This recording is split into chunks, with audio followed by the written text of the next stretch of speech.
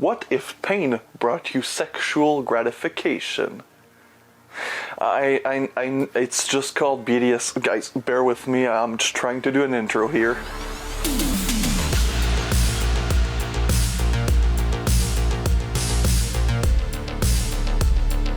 That is the question that director Isayasu Sato decided to ask himself before making the film Pleasure Kill. If you're familiar with the director, you know that this film is extremely similar to one of his later films. In fact, this is the original Splatter Naked Blood. I see that Sato is taking out a page of Jess Franco's book on directing by just making the same old movie again.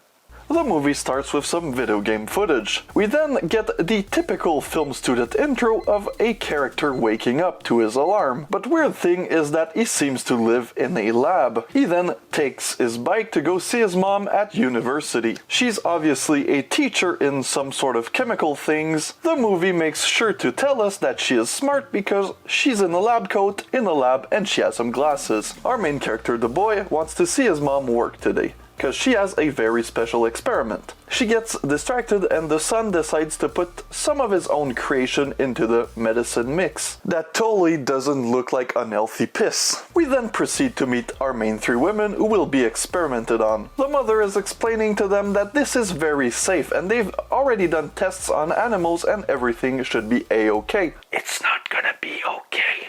While they're falling asleep, one of the girls realize that the boy is spying on them. The girls leave and they receive payment for their time, because why else would you, get experimented on? Two of the girls are like, yeah, let's go out, but one of them is very tired and just wants to go home. We see her play the game from the beginning, and then we get more character development between mom and son. She's asking him, why are you staying so late? And unlike me as a teenager, he's not staying up late to masturbate to Sasha Grey. He's actually, doing things. He tells her he found a chemical way to turn pain into pleasure, which is what you want to hear from, your son. But the mother reminds the son that his father was kicked out due to, unethical research. Like chemically turning pain into, sexual gratification, those types of unethical research. Mother then goes to sleep and starts masturbating with the picture of the husband. Now people, I have a little YouTuber story time for you, so play the ukulele music. When I was a young boy and still discovering what I liked, I used to watch a lot of porn where Japanese women would pleasure themselves with inanimate objects such as desks and stuff like that. So this really took me back to better days. The next day, our boy is still spying on his subject, but he gets caught by the girl who was playing video games. She then invites him over and we get the romantic subplot of the movie. Oh, I forgot to tell you, this was a romantic comedy. Think 50 First Date, but with more blood and jerking off. They go over, play some video games. The girl goes deeply philosophical before he goes deeply physical. We go back to the other girls. One of them cuts herself while cooking and the other while shaving. The girl who was shaving decides, it's a good time to pleasure myself. We go back to our main character and the girl gets somehow cut during sex and she seems to enjoy it and he thinks to himself, oh, this works, so he attacks her. The girl who cut herself while cooking is masturbating with spaghetti, and when she's to the point of putting the knife up her, how do I say it YouTube friendly, she puts the knife up her whole cunt.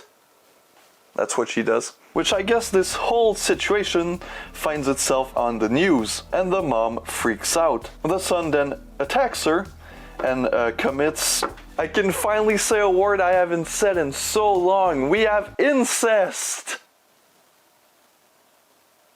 I'm going to jail. And after the son is done with her, mom goes full David Carradine. If you don't know what I'm talking about, get off this channel. And then the film takes its twist. So this was Pleasure Kill or Pleasure Kills, I don't know, it's fucking sleazy. I kind of enjoyed it. I think the movie is very weak, and from what I've read on reviews, most people seem to agree that's Splatter Naked Blood is a better version of this. If you are a fan of Sato's work, you're at the right place because I'm curious and want to review more of his stuff. I mean, with a movie called Lolita Vibrator Torture, how can I not talk about that? My biggest problem with the film is that it wasn't hardcore enough. I would have loved to see, them going more and more extreme. However, they kind of pulled back. Maybe because they were trying to sell it as more of a sex film than a horror film. I don't know if you're turned on by this. Go ahead, I don't judge. Just, I think this was supposed to be sexier, and Splatter Naked Blood is, splattier, naked-y, bloodier, I guess. Anyways, hope you enjoyed the review, and see you guys next time.